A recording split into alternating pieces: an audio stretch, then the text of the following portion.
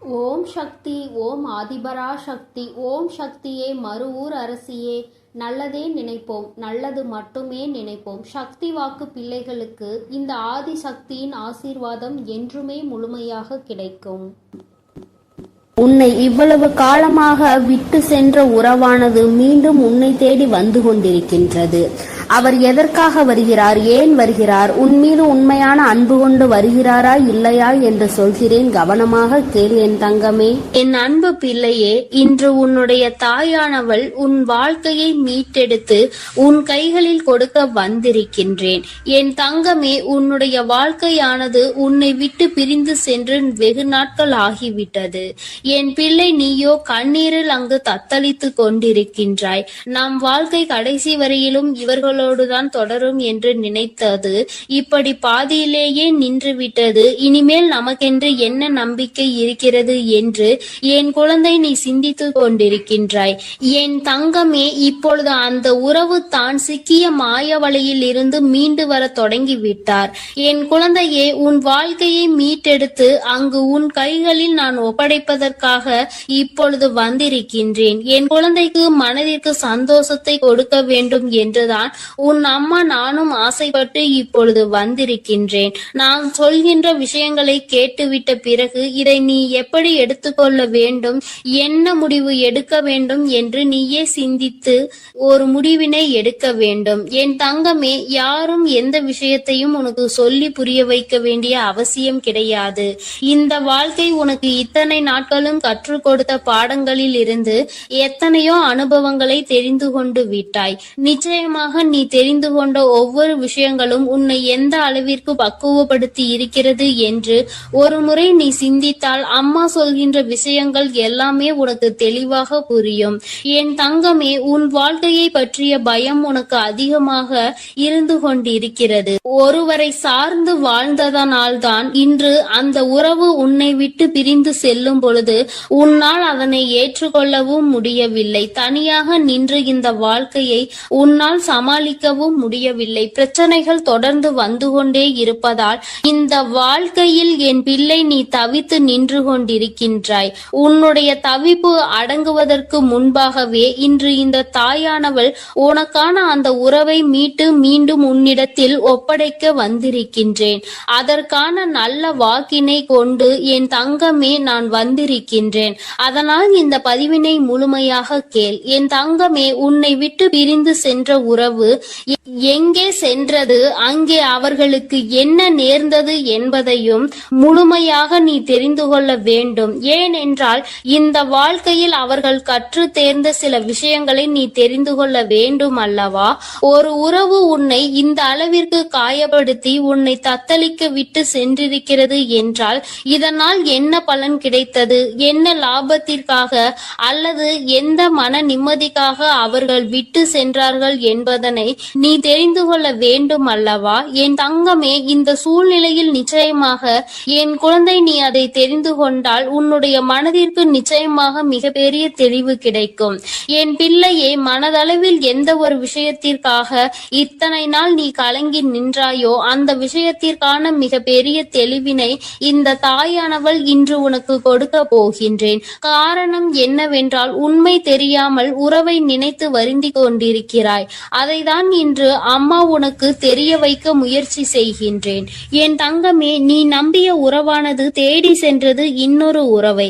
அது மட்டுமல்லாமல் அங்கே அவர்களுக்கு இதைவிட சந்தோஷமான வாழ்க்கை இருப்பதாக நினைத்து உன்னை விட்டு அங்கே சென்றிருக்கிறார்கள்.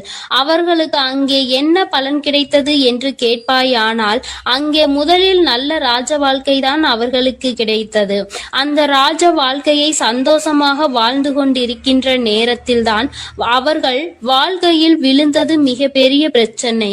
யாரை நாடி சென்றார்களோ, உன்னை விட்டு எப்படி இன்னொரு உறவை நாடி சென்றார்களோ அதுபோல அவர்கள் நாடி சென்ற உறவு உன் உறவை விட்டு வேறொரு உறவை தேட ஆரம்பித்து விட்டது.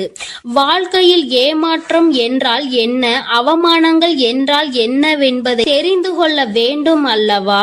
மிகவும் எளிதாக ஒருவருக்கு துரோகத்தை செய்து விட்டேன், அதனினுடைய பலனை அடையாமல் விட்டால் எப்படி? அந்த பலனை தான் அவர்கள் அடைவதற்கு இன்று தயாராகி இருக்கின்றார்கள். என் தங்கமே, இந்த வாழ்க்கை நிச்சயமாக அவர்களுக்கு பல கடினமான விஷயங்களை காண்பித்து கொடுத்து விட்டது. அவர்கள் செய்தது எத்தனை பெரிய தவறு என்பதை அவர்களுக்கு புரிய வைத்து விட்டது. புரிய வைத்ததோடு மட்டுமல்லாமல் பல வேதனைகளிலும் சோதனைகளிலும் கிடந்து அதிலிருந்து மீண்டு வர முடியாமல் இப்பொழுது தவித்து மீண்டும் உன்னுடைய உறவே பெரியது என்று நினைக்க இவர் தொடங்கிவிட்டார். என் தங்கமே, ஒரு விஷயத்தை நீ தெளிவாக புரிந்து கொள்ள வேண்டும்.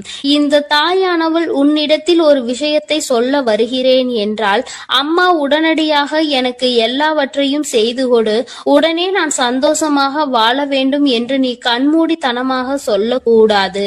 அவர் மாய வலையில் சிக்கி இருக்கிறார் என்றால் தன்னுடைய சொந்த புத்தி இல்லாமல் அங்கே எதுவும் நடக்கவில்லை.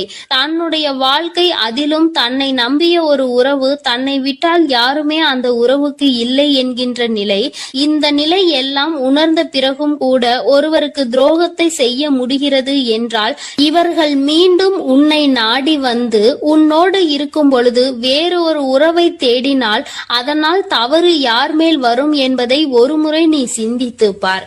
உண்மையான அன்பிற்கு துரோகத்தை செய்ய நினைத்தவர்கள் நாளை எந்த விஷயத்தையும் உனக்கு செய்ய துணிவார்கள் என்பதை நீ மறந்து விடாதே. இவர்கள் நினைப்பதை நடத்துவதற்கான இடத்தை நீ கொடுக்க கூடாது. ஒரு முறை ஒரு தவறு உன் வாழ்க்கையில் நடந்து விட்டது. இதிலிருந்து மீண்டு வர முடியாமல் நீ தவித்து நின்று கொண்டிருக்கின்றாய். என் தங்கமே, அப்பேற்பட்ட சூழ்நிலையில் அதே உறவு மீண்டும் ஒன்றை சொன்னால் அதை நம்புவதற்கு நீ முட்டாளாக இருந்து விடாதே. மாய வலையில் இருந்து மீண்டும் பேசுவதற்கு அவர்களுக்கு சுயமாக வேறு காரணங்கள் வரத்தான் செய்யும். ஒருவர் வாழ்க்கையை கெடுத்து இன்னொருவருக்கு சந்தோஷத்தை கொடுக்க நினைக்கின்ற உறவுகள் தன்னுடைய சுயநலத்தை மட்டுமே முன்னெடுத்து வைக்கின்றார்கள். உறவுகள் ஒரு நாளும் வாழ்க்கையில் உனக்கு தேவை கிடையாது என்பதை முதலில் நீ புரிந்து கொள். என் தங்கமே, நீ ஒவ்வொரு நாளும் இதனால் அழுது அழுது எந்த அளவிற்கு என் தங்கமே இந்த தாயானவள் முன் நீ புலம்பிக் கொண்டிருந்தாய் என்பதை ஒரு நிமிடம் சிந்தித்து பார். எப்பொழுதுமே உனக்கு நல்லதை மட்டுமே எடுத்துச் சொல்வேன். என் குழந்தையின் வாழ்க்கைக்கு ஏற்ற விஷயமாக இருந்தால் அதை நான் உன்னை விட்டு ஒரு நாளும் விலக்கி வைத்திருக்க மாட்டேன். என் தங்கமே, எல்லாவற்றையும் தாண்டி உன்னை விட பெரிது என்று நினைத்து இன்னொன்றை தேடி சென்ற உறவு மீண்டும் உன்னிடம் திரும்பி வந்தாலும் என்றென்றைக்கும் நீ அதனை நாடி செல்லாதே. உண்மையான உன் மீது அன்பு கொண்ட உறவாக இருந்தால் அந்த உறவு ஒருபொழுதும் இன்னொருவரை தேடி செல்லாது. என் தங்கமே, இது பொய்யான உறவு என்பதை நீ புரிந்து கொள்ள வேண்டும். அதனால் என் பிள்ளையே, எதுவானாலும் சிந்தித்து முடிவெடு.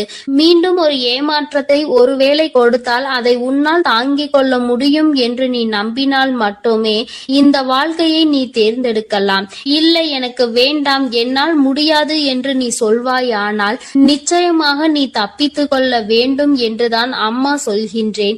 என் குழந்தையே, வாழ்க்கையில் உண்மையான அன்பினை கொடுக்க எத்தனையோ பேர் இருக்கிறார்கள். பொய்யான அன்பிற்காக உன்னுடைய வாழ்க்கையை நீ தொலைத்துவிடக் கூடாது என்றுதான் அம்மா சொல்கின்றேன்.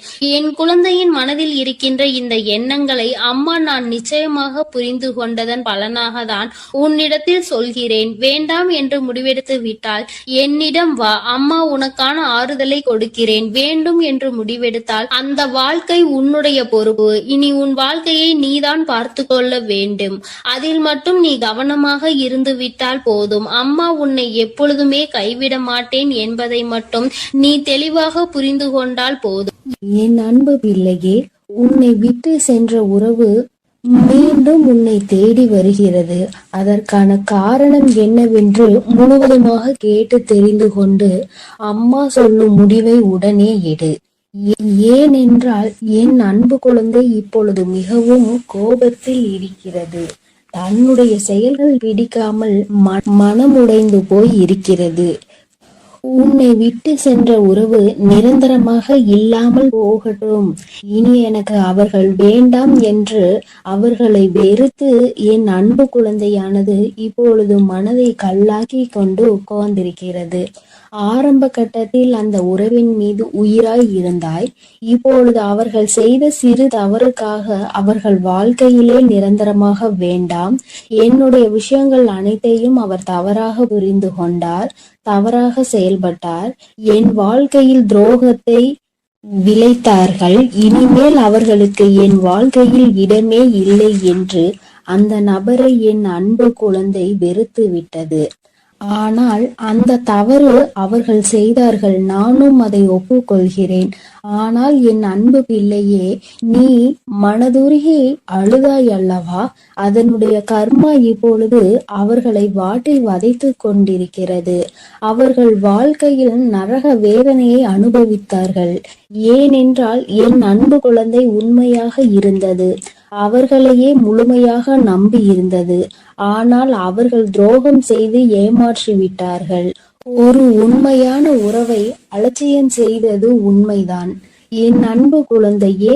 ஆனால் அவர்கள் பட்ட துன்பம் இருக்கிறதே, அது நரக வேதனை. தினம் தினம் உனக்கு செய்த துரோகத்திற்காக கர்ம வினை அவர்கள் வாழ்க்கை முழுவதுமே நடந்து கொண்டிருக்கிறது.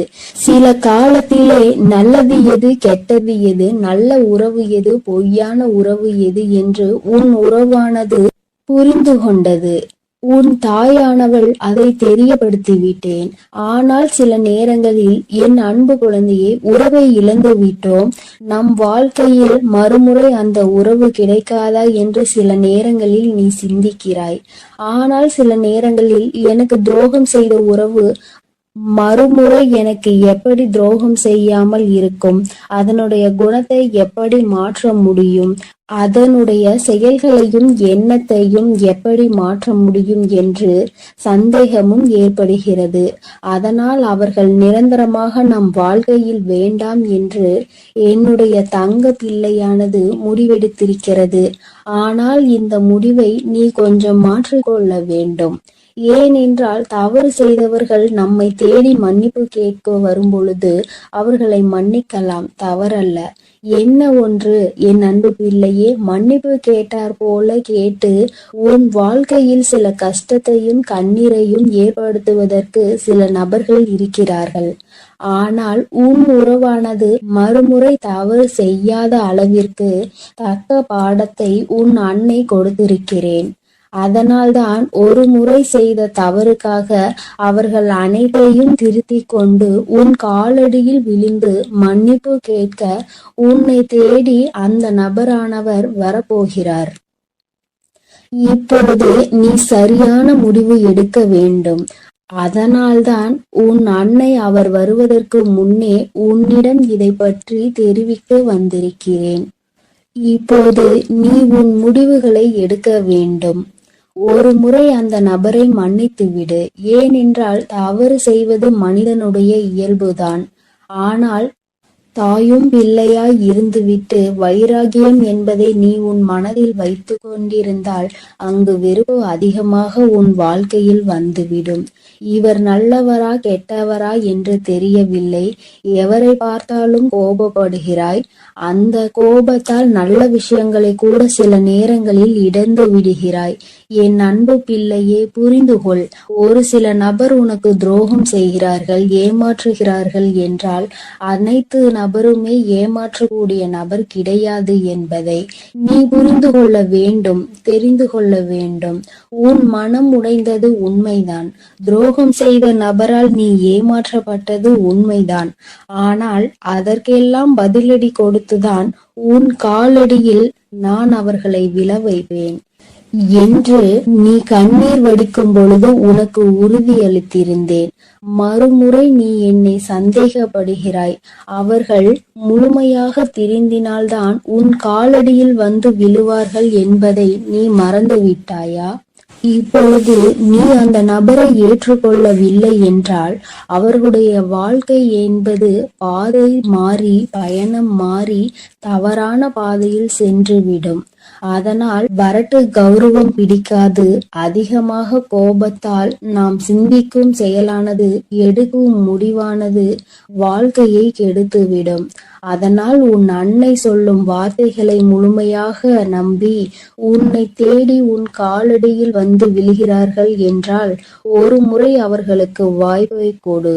மீறி அவர்கள் தவறு செய்கிறார்கள் என்றால் அவர்களுக்கு நான் மிகப்பெரிய தண்டனையை நிச்சயமாக கொடுப்பேன். உன்னை ஏமாற்ற மாட்டார்கள் அவர்கள். ஏனென்றால் நீ ஒரு முறை மனவேதனையில் இருக்கும் பொழுது ஆறுதல் உரைக்க எனக்கு அந்த உறவுதான் வேண்டும் என்று என்னிடம் நீ கேட்டாயல்லவா? என் அன்பு பிள்ளையே, உன்னுடைய ஆசையை நிறைவேற்றுவதற்காகத்தான் நான் உன் உறவை திருத்தி இப்பொழுது உன்னிடமே ஒப்படைக்கப் போகிறேன். இது உன் அன்னையின் கடமையும் கூட. என் பிள்ளைக்கு என்னென்ன வேண்டும் என்பதை பார்த்து பார்த்து செய்வது ஒரு அன்னையான என்னுடைய கடமை அல்லவா? என் அன்பு பிள்ளையே, அதனால் நீ கொஞ்சம் சிந்தித்து ஒரு நல்ல முடிவை எடு. வரட்டு கௌரவம் பிடித்து கொண்டு பழைய விஷயங்களை பேசி பேசி அவர்களை அலட்சியம் செய்து விடாதே. ஏனென்றால் உன்னை அவர் தேடி வரப்போகிறார்கள். வியாழக்கிழமையோ வெள்ளிக்கிழமையோ அல்லது ஞாயிற்றுக்கிழமையாக கூட இருக்கலாம். இந்த 3 தினத்தில் உனக்கு துரோகம் செய்த உறவும் ஏமாற்றிய உறவும் நரக வேதனையை அனுபவித்து தக்க பாடத்தை கற்றுக்கொண்டு உன் தாயின் லீலைகளால் அவர்கள் இனி சின்ன எறும்புக்கு கூட துரோகம் செய்யாத அளவிற்கு மாறி உன்னை தேடி இப்பொழுது வரப்போகிறார்கள். தாயானவள் அவர்கள் வாழ்க்கையில் தகுந்த பாடத்தை கற்றுக் கொடுத்திருக்கிறேன். நல்ல பாடத்தையும் புகட்டி கொண்டிருக்கிறேன். நம்பியவருக்கு துரோகம் செய்தால் என்னென்ன பலன் கிடைக்கும் என்று, இரட்டிப்பு பலன் கிடைக்கும் என்று, அதுவும் என்னுடைய பிள்ளைகளை ஏமாற்றினால் என்ன பலன் கிடைக்கும் என்று அனைத்தையும் உன் உறவானது இப்போது புரிந்து கொண்டது. அதனால்தான் உன் காலடியில் வந்து விழப்போகிறது நிரந்தரமாக. எல்லாம் எதற்காக செய்தேன் தெரியுமா? நீ வடித்த கண்ணீரும் உண்மையான உன்னுடைய பக்தியும் உண்மையான அன்பும் உன்னிடம் இருக்கும் நேர்மையும் இதனால்தான். உன் தாயானவள் நான் இதை உனக்காக செய்திருக்கிறேன். உன்னை எவர் ஏமாற்றினாலும் உனக்கு எவர் துரோகம் செய்தாலும் உன் தாயானவள் ஒருபோதும் பொறுத்து கொள்ள மாட்டேன். அவர்களுக்கு அதற்கான இரட்டிப்பு பலனாக தண்டனை கிடைத்தே தீரும். அதனால் என் வார்த்தைகள் மீது நம்பிக்கை கொண்டு நான் சொல்லக்கூடிய முடிவை எடுத்துவிட்டால் உன் வாழ்க்கையில் சந்தோஷம் என்பது நிரந்தரமாக இருந்துவிடும். உன் உறவு காலடியில் வந்து விழப்போகிறது. அதை மனமாற ஏற்றுக்கொண்டு வாழ பழகு. பழைய விஷயங்களை பேசாதே. பழைய விஷயங்களில் புத்தி காமித்தால் பழைய நிலைக்கு மாறுவதற்கு சிறிது காலம் எடுக்காது. ஆனால் திரும்பி வரும் பொழுது அவர்களை பழைய விஷயத்தை சொல்லி சொல்லி காமித்து அவர்களை மென்மேலும் கஷ்டப்படுத்த கூடாது. பிறகு அவர்கள் வாழ்க்கையில் தவறான முடிவுகளை எடுத்து விடுவார்கள். அதனால்தான் உன் அன்னை இப்பொழுது இந்த முடிவை எடுக்க சொல்கிறேன். என் அன்பு பிள்ளையே, அதனால் நீ சிந்தித்து ஒரு நல்ல முடிவை சீக்கிரமாக எடுத்துவிடு. ஏனென்றால் அவர்கள் உனக்காகவே வந்து கொண்டிருக்கிறார்கள். அவர்கள் முழுமையாக தெரிந்து விட்டார்கள். உன் அன்னை சொல்கிறேன் அல்லவா, என் மீது நம்பிக்கை கொண்டு உன் வாழ்க்கையை நீ ஆரம்பி என் குழந்தையே. அதில் உன்னை எப்பொழுதும் நானே வழிநடத்தி செல்கிறேன். நான் உன்னோட இருக்கிறேன். நான் உனக்காகவே இருக்கிறேன். நான் இருக்கும் பொழுது நீ எதற்காகவும் கவலை கொள்ள வேண்டாம் என் தங்கமே. நீ நல்லதையே நினை. உன் வாழ்வில் எப்பொழுதும் நான் உனக்கு நல்லதை மட்டுமே செய்து கொடுக்கிறேன். என் அன்பு பிள்ளையே, ஒரு முக்கியமான செய்தியை இன்று உன்னிடம் சொல்வதற்காக உன் வராகி அம்மா நான் வந்திருக்கிறேன். ஏனென்றால் நான் கண்ட காட்சி ஒன்று என்னை கண்கலங்க வைத்து விட்டது. அதை உன்னிடத்தில் சொல்லிவிட வேண்டும் என்றுதான் அம்மா வந்திருக்கிறேன். என்னை விட்டு பிரிந்து சென்ற உன்னுடைய துணையினுடைய இல்லத்திற்கு அம்மா சென்றிருந்தேன். பிரிவிற்கு காரணம் என்னவென்பது உன் பக்கம் ஒரு நியாயம் இருந்தாலும் அவர்கள் பக்கம் இருக்கின்ற நியாயத்தையும் தெரிந்து கொள்ள வேண்டும் அல்லவா? அது என்னவாக இருக்கும் என்று அறிந்து கொள்வதற்காக தான் உன் அம்மா நான் அங்கே சென்றிருந்தேன். அங்கு நான் கண்ட காட்சி என்னவென்பதையும் குழந்தையே நீயும் தெரிந்து கொள்ள வேண்டும் அல்லவா? அம்மா உன்னிடத்தில் அதனை சொல்லியே தீர வேண்டும் என்று வந்திருக்கிறேன். இருக்கிறேன். நான் சொல்கின்ற விஷயங்கள் உனக்கு நிச்சயமாக மன கஷ்டத்தை தான் கொடுக்க போகிறது. ஆனால் அதற்கான தீர்வும் இதில் முடிவில் உனக்கு கிடைக்க போகிறது. அதற்கு காரணம் என்ன தெரியுமா? நீ குழம்பிக் கொண்டிருக்கின்ற இந்த விஷயம் உனக்கு முதலில் தெளிவான பதிலை கொடுக்கும். அதன் பிறகு நல்லதொரு முடிவை கொடுக்கும்.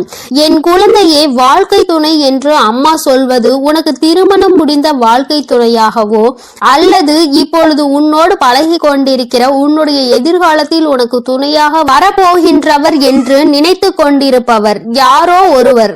என் குழந்தையை யாராக இருந்தாலும் சரி, அவர்களினுடைய மனநிலையில் உன்னை பிரிந்து சென்ற பிறகு என்னவாக இருக்கிறது, எதற்காக உன்னை விட்டு பிரிந்து சென்றார்கள், அவர்களின் இல்லத்தில் நான் கண்ட காட்சி என்னவென்பதை அம்மா உனக்கு இப்பொழுது விரிவாக சொல்கிறேன். என் குழந்தையே, ஒரு முறை உன்னுடைய மனதினை ஒருநிலைப்படுத்தி இந்த வராகியை அன்போடு நினைத்துக்கொள். எந்த விதமான கலக்கமும் உனக்கு தேவையில்லை. எல்லாவற்றிற்கும் உன் தாயானவள் நான் இருக்கிறேன் என்பதை நீ புரிந்து கொண்டால் போதும். என் தங்கமே, நானும் உன் துணையினுடைய மனதில் என்ன இருக்கிறது என்று தெரிந்து கொள்ள சென்றேன். அங்கே உன்னுடைய துணை என் மனதை தவிர மற்றவர்களின் மனதில் என்ன இருக்கிறது என்பதை அறிந்து கொண்டு உன் அம்மா இப்பொழுது வந்திருக்கிறேன். என் தங்கமே, யார் யார் என்ன நினைக்கிறார்கள் என்பதை முதலில் சொல்கிறேன். அதன் பிறகு ஏன் உன் துணை இப்படி ஒரு முடிவை எடுத்தது என்பதை நீ புரிந்து கொள்வாய். என் தங்கமே, உன்னுடைய துணையின் இல்லத்தில் இருக்கின்றவர்கள் உனக்கு எதிராக இருக்கிறார்கள். அவர்களின் மனதில் உன்னை பற்றிய தவறான எண்ணங்கள் இருக்கிறது. அதற்கு காரணம் நீ பேசிய சில வார்த்தைகள். நீ பேசியது நியாயமாகவே இருந்தாலும், உன் பக்கம் நியாயம் இருந்தாலும் அது அவர்கள் பக்கம் தவறாக தான் தெரிகின்றது. ஏனென்றால் எல்லோருமே தான் நினைப்பதுதான் சரி என்று நினைக்கிறார்கள் அல்லவா? அவர்களினுடைய எண்ணங்களும் அப்படிதான் இருந்து கொண்டிருக்கிறது. என் தங்கமே, அது மட்டும் அல்ல, அவர்களுக்குள் ஏற்பட்ட அந்த எதிர்மறையான எண்ணத்தை உன்னுடைய துணையின் மனதில் விதைத்து கொண்டிருக்கிறார்கள்.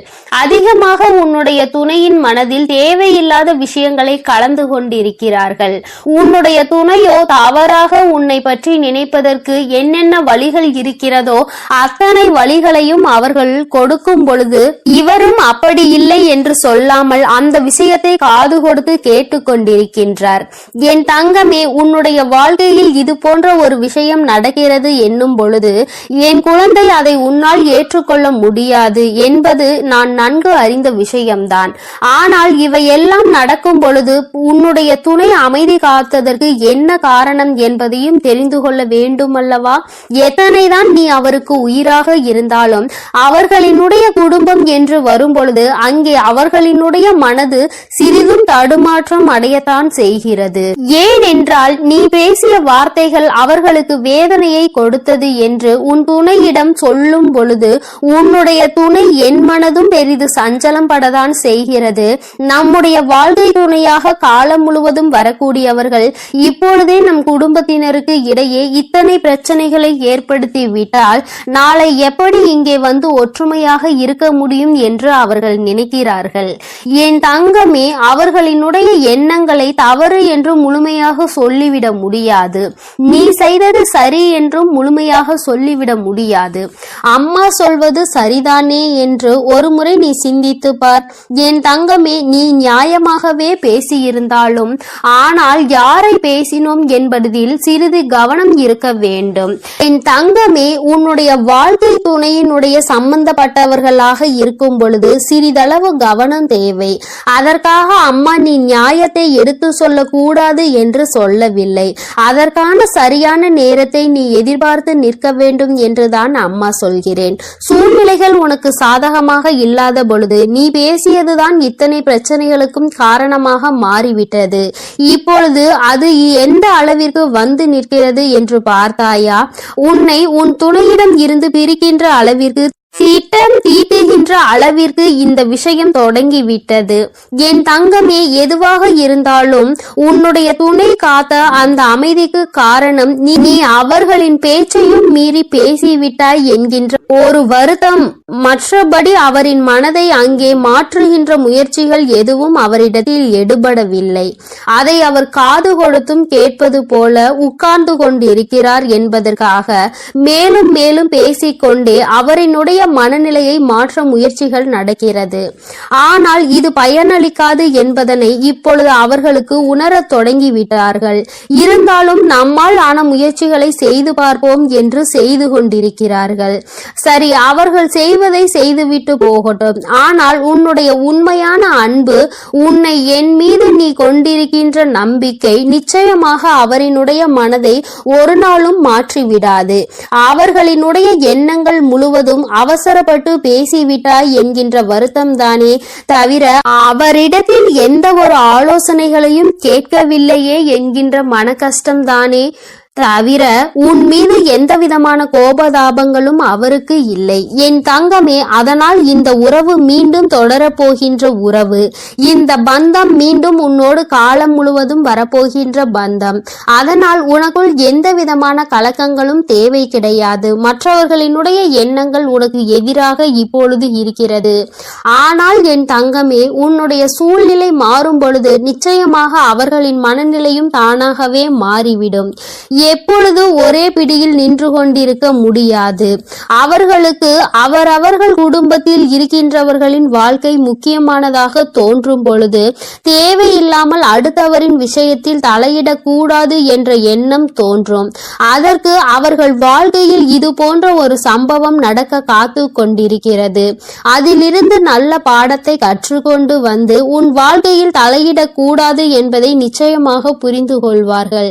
என் குழந்தையே, இனிமேல் எந்த விஷயமானாலும் துணையினுடைய குடும்பத்தாரின் சம்பந்தப்பட்ட விஷயமாக இருந்தால் அவரிடத்தில் சிறிது ஆலோசனை பெற்றுவிட்டு பிறகு நீ நிச்சயமாக உனக்கு அதில் இருந்து நல்ல பலன்கள் கிடைக்கும். மாறாக உன்னுடைய சொந்த முடிவாக இருக்கும் பட்சத்தில் நமக்கு கஷ்டம் வரும் பொழுது அதில் இவரால் எந்த விதமான உதவியும் செய்ய முடியாமல் ஒதுங்கி நின்று வேடிக்கை மட்டும்தான் பார்க்க முடியும் என்பதை நீ இப்பொழுதுதானே நடந்து கொண்டிருப்பதை பார்த்து புரிந்து கொண்டிருக்கிறாய். என் தங்கமே, இனி ஒரு நாளும் இந்த சூழ்நிலை உன் வாழ்க்கையில் வராமல் நீ பார்த்து கொள்ள வேண்டும். உன்னை சுற்றி நடக்கின்ற விஷயங்கள் எல்லாம் எதை சார்ந்தது என்பதை நீ புரிந்து கொள்ள வேண்டும். உன்னுடைய அழகான வாழ்க்கையை மீண்டும் உன் கைகளில் நிச்சயமாக நான் கொடுப்பேன். மற்றவர்களின் மனநிலையை மாற்றி உன் கைகளில் அதை கொடுக்கின்ற நேரம் மறுபடியும் வரும். அதை நீ நிச்சயமாக எக்காரணம் கொண்டும் இழந்து விடாமல் பார்த்து கொள்ள வேண்டியது உன்னுடைய பொறுப்பு. என் தங்கமே, இந்த வராகி அம்மாவினுடைய ஆசீர்வாதங்கள் உனக்கு எப்பொழுதும் இருந்து கொண்டுதான் இருக்கிறது. ஆனால் உன்னுடைய வாழ்க்கை உன் கையில் தான் இருக்கிறது என்பதை நீ மறந்து விடாதே. சர்வ நிச்சயமாக இந்த வராகியானவள் கொடுத்த வாக்கினை நிச்சயமாக நிறைவேற்றி காட்டுவாள். நான் உன் வாழ்க்கையை உன் கைகளில் கொடுக்கிறேன் என்று சொல்லி இருக்கிறேன் அல்லவா? சர்வ நிச்சயமாக உன் வாழ்க்கையை நான் உன் கைகளிலேயே ஒப்படைப்பேன். அதுவரையிலும் நீ சற்று பொறுமையாக நம்பிக்கையோடு காத்திருந்தால் மட்டும் போதும். நடப்பது எல்லாமே உன் வாழ்க்கையில் நிச்சயமாக நல்லதாக மட்டுமே. என் அன்பு குழந்தைக்கு இந்த ஆதிபரா சக்தியின் அன்பும் ஆசீர்வாதமும் முழுவதுமாக கிடைக்கும். ஓம் சக்தி, ஓம் ஆதிபரா சக்தி.